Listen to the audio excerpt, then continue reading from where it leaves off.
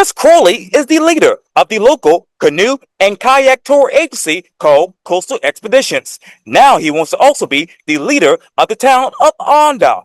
I speak exclusively with Chris for this edition of Quintin's Close-Ups. And if you haven't already, subscribe to my YouTube channel and like Quintin's Close-Ups on Facebook. Chris Crolley, welcome to Quintin's Close-Ups. It's really great to be here. Thanks, Quintin. Thanks for paying attention to what's going on in lovely Awendaw, South Carolina. Yes, indeed. We all love Awendaw. And of course, we love you as well because you're a local legend here in town. Of course, you. I walk past your photograph all the time at the business center on my way over here.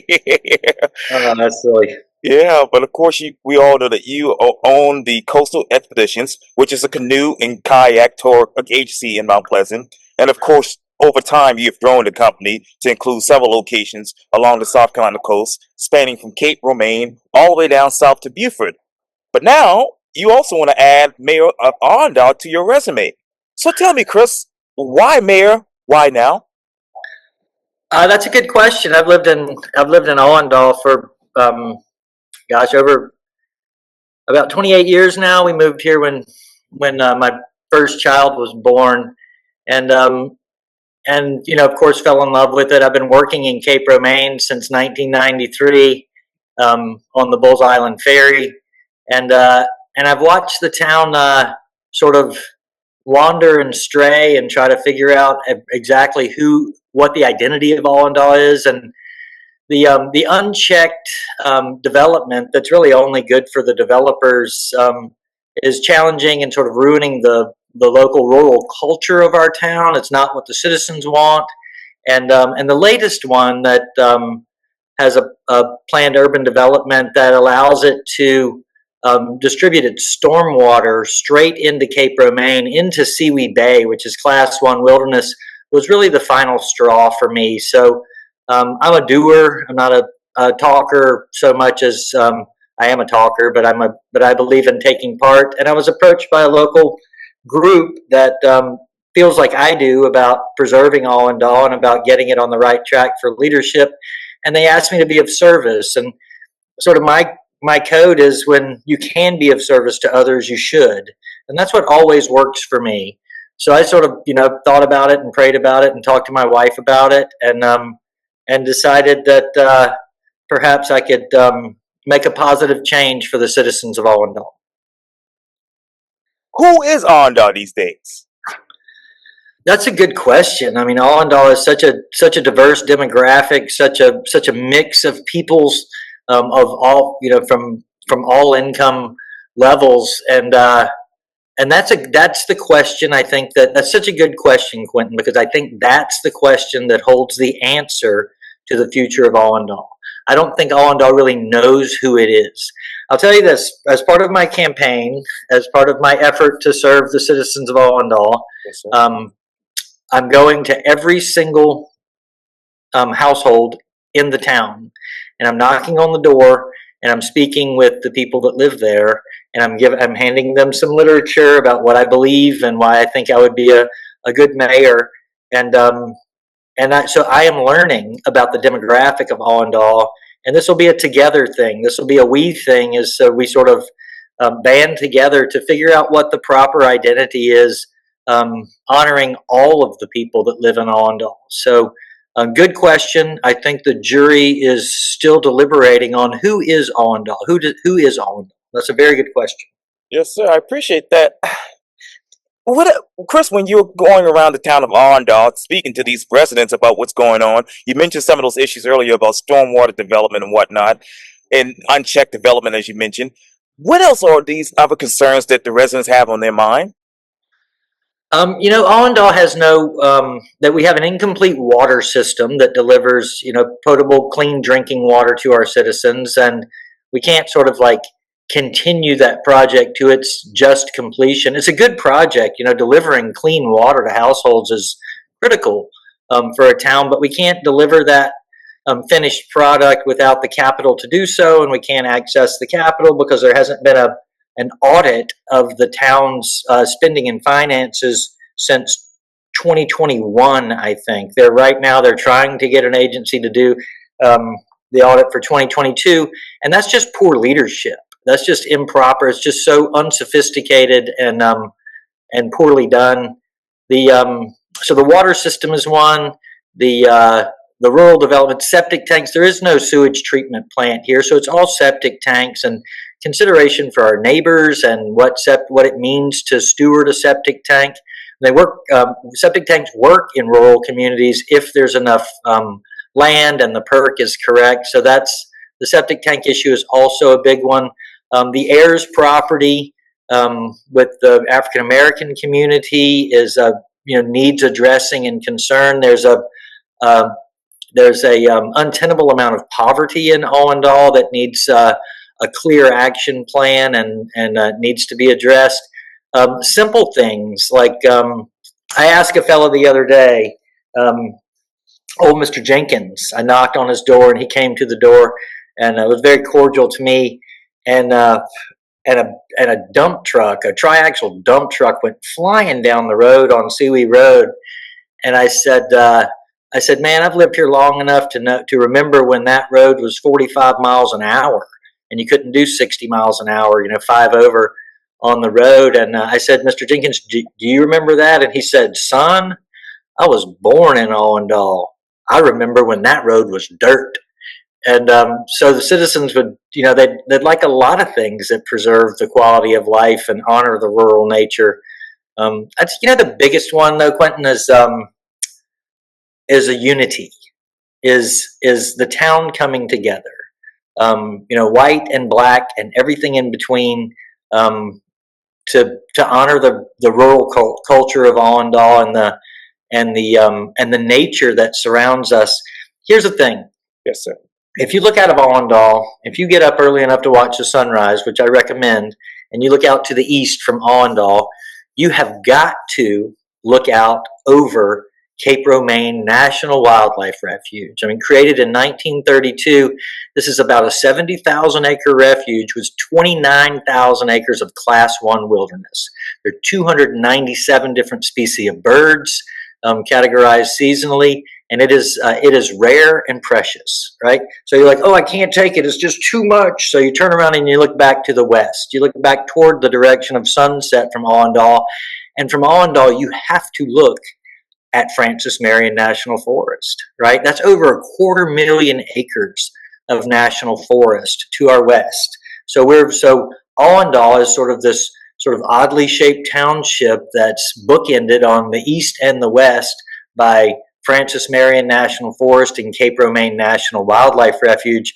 And the idea that part of our identity, potentially the driving force of our identity, has to be embracing and accessing those two huge tracts of wild lands and preserved lands.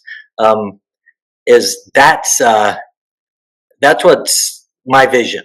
My vision is to bring people in Awendaw closer to the reason they live here and what they love most about living here. And those are two low country icons right there, the Francis Marion and Cape Romaine, of course. You talk about that rural culture.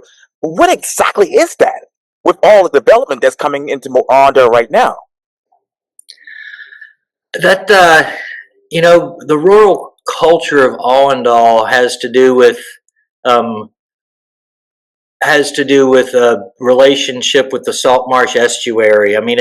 It tastes like salty oysters and blue crabs, and it smells like pluff mud at low tide. The rural culture of Awendaw has endangered and threatened species of concern in the avian community as well as the plant community. The rural nature of our town is having a park, a place to host events and invite people to come to Awendaw to have access to Cape Romaine and Francis Marion and to be outside and enjoy the community. The culture of Awendaw is under attack. And it's under attack beyond the urban development line that was drawn by the county of Charleston as Mount Pleasant continued to encroach and move further and further north. And what's being allowed to happen with these unchecked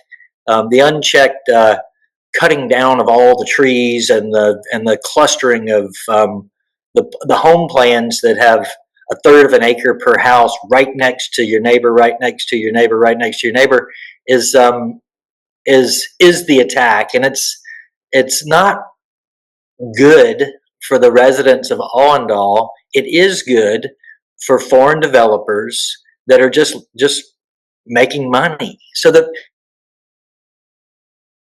Yes, sir.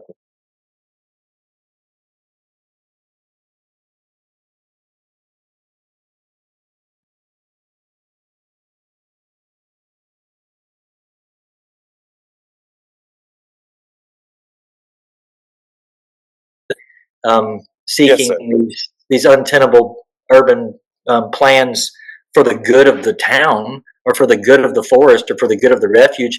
They're doing it for the good of the foreign developer that's coming in here and having their way with this precious landscape, and then they're gone. Poof, they're gone. And and that's like I talked so long, I forgot the question, Quentin. No worries at all. I was basically asking about the rural culture. How's that being threatened by this unchecked development, as you just mentioned? Yeah, right. I think that's my answer on that. I do think now is the time for the citizens of Awendaw to come together and to hold hands and figure out how to save Awendaw. As you know, you work in Mount Pleasant. You know, obviously, about the issues there with trees being cutting down in that particular area. What type of committee or plan does the town have in place in Awendaw to cut back on a lot of these trees being cut down? What's so crazy to me as an entrepreneur and I am the executive director and founder of the Coastal Expeditions Foundation, and we do a lot like totally based on service work and environmental education for wild places, wild animals, wild people, and veterans, those who step forward to serve. There's a lot for me to learn, because it just doesn't make any sense to me that there would not have been some proper tree ordinance as part of the town code for a developer. The folks the people that are supporting me put some folks in office on council the last election cycle, and those people worked so hard to declare a moratorium on the development until there could be some proper language put in to make sure that we're guarding the culture of the town. And they also placed a tree ordinance, and tree ordinances are not a new idea. There's some very just and sound and good tree ordinances that exist in virtually every municipality around Awendaw. And the idea that there wasn't one in force in this town until like 3 months ago just doesn't make any sense. It just lacks so much leadership and forethought, and it's just a general lack of sophistication, that that should be endemic to the functioning of a town. And what's crazy is this is what I think happened. There are a bunch of planned urban developments passed that wouldn't have been passed with a more thoughtful leadership. But when the tree ordinance was put into place, a tree ordinance, you say, okay, here's the ordinance, and this is the date that it goes into effect. And the developers that had the urban development papers in their pockets saw that date, and although they're not ready to build, they rushed to cut down the trees prior to the ordinance going into effect. So what does that tell you about their plan and their care and their concern for the wishes of the people of Awendaw? Anyway, we're going to put a stop to that. Tree ordinances um, are available to be installed, and we'll continue to work on that. When it comes to these developers who allegedly took down these trees prior to the moratorium coming in place, did they get this information from the town of Awendaw prior to this? I think they have to. I think that's like if you come up with a new a new plan or a town ordinance that's to be enforced, I think you have to inform everyone. So yes, I'm sure they must have gotten the information which is proper. It's just the idea that they wouldn't have said, "Oh, well, that's a good idea. That'll make our development even better." What they said was, "Ooh, that's going to be expensive. If we cut down all these trees, they're going to make us replace them with other trees, you know? So we better get out there and cut them all down before the ordinance goes into effect." It's just a tell, it's toothpaste out of the tube. Um, you can't uncut down a tree, Quintin. You can't uncut down a tree. Yes, sir. I know you have to run, but let me ask you: since this moratorium has gone into place, how many trees have actually been cut down in the town? That's a good question. That's a good question. You should come out. We should get together and drive around Awendaw and see the. There's one tract, the White Door tract, I think it's called, and it's right there adjacent to Town Hall, Oh yeah. and it just looks like a bomb went off in there. I don't know. I can't quantify the number of trees or the board feet or the amount of oxygen produced by these gone trees or shade produced by these irreplaceable um, community assets. But I mean broadly, you know how many? Too many. That's how many. Too many. I know these developers are coming in by the droves in the town of Awendaw, but what are they bringing as far as incentives? Are they bringing more sidewalks? Are they bringing more housing? That's like a planned urban development, a PUD they Right. call it, a sophisticated one, a well thought out one, a one that's wisely constructed with care, um, would have things like that in them, right? And they're documents, they're multi-page documents that are sometimes bound. Um, for instance, the planned urban development for the multi-track home plan that Pulte Developers is planning on installing on Bulls Island Road, adjacent to the Cape Romaine National Wildlife Refuge, shares a boundary, has the floodwater plan draining directly into Class 1 wilderness. Um, their planned urban development document is a single page, right? So, what good is it for the town? Uh, it baffles me. If it baffled me less, I might not be running for mayor, but it just baffles me how we can just continue to give all and all away to these outside developers.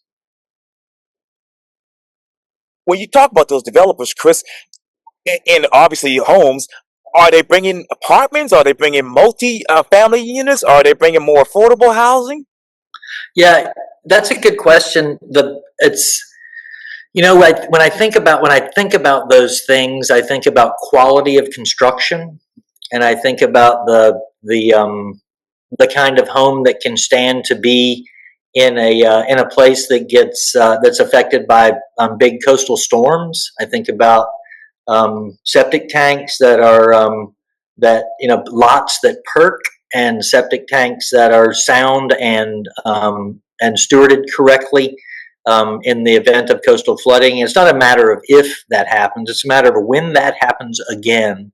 Um, in 1996, I moved to Awendaw and started my family. And one of the reasons I was in love with Awendaw because I'd been working in Cape Romaine for a number of years, but it was also that the house I could afford, and I do believe in affordable housing. I think affordable housing is important. I think it needs to be available for, the future's in the young people. The future's in the young people, and the idea that Awendaw is a place um, where you can begin your life and get your start like I did. And that's part of my beliefs for what's necessary in Awendaw is affordable housing. What these what these outside developers are doing, I think they're trying to put as many. It's all a pro forma for them. It's all an equation. You know, it's it's as many um, it's as many single family homes as they can squeeze onto one lot, and often not well built, often put up in a hurry, and often wondering what happened to the developer when things go wrong. The so that's those are the facts as I know it. I am running with three other candidates for council, um, and and they're all such good people. We as a team um, are asking folks to donate to our campaign. We're asking folks to support us on November 4th. Um, we've got one fellow that's a financial expert. We've got the lady that's running for council is an environmentalist and the executive director of the Friends Group for Cape Romaine. And the third fellow that's running has been living in Awendaw for longer than I've been alive. He also remembers when Sealy Road was a dirt road, you know. So we're Team Awendaw, and we're banding together to protect our community and to protect our homes, and we're really committed to it. We're just committed to this act of service that we hope will be good for everybody that lives here. And one last question for you, Chris. I know you have to run, but you talk about those septic tanks, and obviously you talk about the homes that these developers are trying to bring in. But where is the infrastructure for all of this? That is a good question, and it's like that should be like cause for alarm, Quintin, that the infrastructure doesn't exist for all of this. That the ambulance service, the police service, the firefighting service, the roads to handle it and get in and out. It's just the drainage. Oh my word, the drainage is a big deal. Like it's not Jenkins. Mr. Simmons can't grow collards in the winter because where he used to grow collards is a pond after it rains. It's there are a lot of town housekeeping that needs to be addressed before we invite all this company to move in. There's our roads are falling apart now because of the triax the hundreds and thousands of trips that the triaxle dump trucks loaded with tons and tons of Awendaw drive it out of here. It's a that's a very insightful question, and the answer is not good for public safety. And I know you just talked about those drainage issues, but does the town even have a drainage master plan at this point? Uh, I've heard talk of a master plan. I've heard talk of a lot of things. I think I'll remind you that the town hasn't had a proper audit. Right. They don't have an audit of their income, their expenditures, their anything since 2021. Like the audit the new council is trying to push past the current mayor will be for 2022. So do they have, I'm not sure what sort of plan they have. I'm not sure I really don't know what's going on up there. Proper, efficient, cordial, wise governing is not. If it were, then we'd be in a different place. But there's, I know they're working on a master plan. I know they're trying to figure out what to do with our beautiful parkland. I know that there's a lot of great work going on by the folks that are on town council now that were elected by this same Team Awendaw and the people of Awendaw. And there are a lot of questions. There are a lot of questions. Please forgive me, but when it comes to this audit, what exactly are they hiding from the public? Now that's a story. That's a story. Why hasn't there been an audit? I don't know. That's a good story. I'm not informed enough about it to know. I did talk to a citizen the other day, and I've talked to so many good people in Awendaw in this process of campaigning. And you know what he told me? He said, Awendaw politics is like a bucket of blue crabs. You ever seen a bucket of blue crabs? Yes. every crab in there is in it for himself, you know. And he was like, "You sure you want to do this, son? Because it's pretty risky to stick your hand in a bucket of blue crabs." Um, and that was about the best analogy I had heard that helped me make some sense of what the heck's going on with the governance of the town of Awendaw. It's like a bucket of blue crabs. So what an audit! I don't know, how do you audit a bucket of blue crabs? You know. Chris Crolley, thank you so much for your time. And again, welcome to Quintin's Close-Ups. Thank you, Quintin. You do such great work. We're so proud of you for continuing to do it, and thanks for thinking of us. Go Team Awendaw. Well, thank you for your time.